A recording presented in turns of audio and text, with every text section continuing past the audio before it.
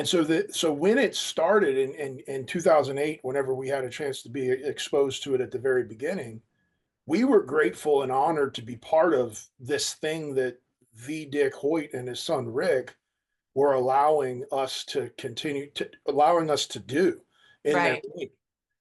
And as time went on, come 2011, and opportunities that my family had to go to Dick's house and to break bread with him and to talk with him and meet Rick and have Ainsley and Rick hang out together. And I Oh, could do cool. a whole podcast about how Yeah. Ainsley and Briley and Rick and me and Lori and Camden and Dick and Kathy Boyer and all of us had great times together for many years.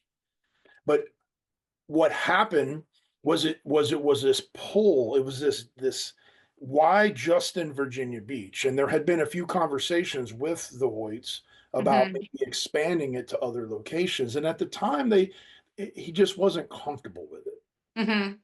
And so the question to him was, well, can we carry on this mission in Ainsley's name?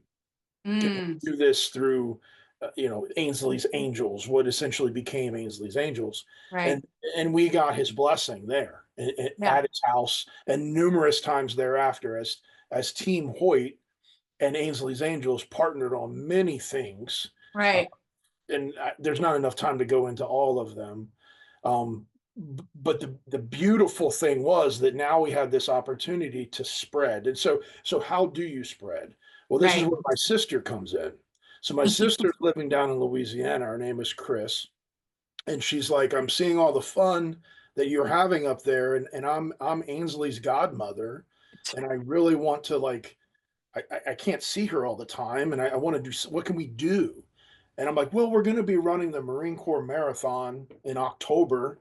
Um, maybe you can come. And she goes, maybe I can come, but maybe I can get y'all some T-shirts. Mm. So it would say like Team Ainsley Marine Corps Marathon or something like that. Right. Yeah. Well, the funny thing is we're filming this podcast from the Finish Line store. If you go on Ainsley'sAngels.org and order merchandise, it ships from here.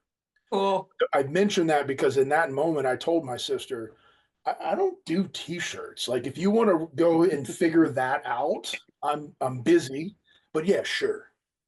Well, that led to a conversation a week later, which was essentially, instead of just having the T-shirt thing, maybe we could actually have an entity that these T-shirts support. And because she had helped her husband kind of form his LLC, she kind of had an idea for where to start. And so, anyway, we ended up on a website and found the name Ainsley's Angels, and it was already taken. And so she hopped Oh, back on and put Ainsley's Angels. What are we going to put? I was like, of America. And that's how Ainsley's Angels of America was accepted that's by the awesome. Louisiana Secretary of State as an entity. And of course, that starts the process then of talking to the federal government about tax exemption as a 501c3.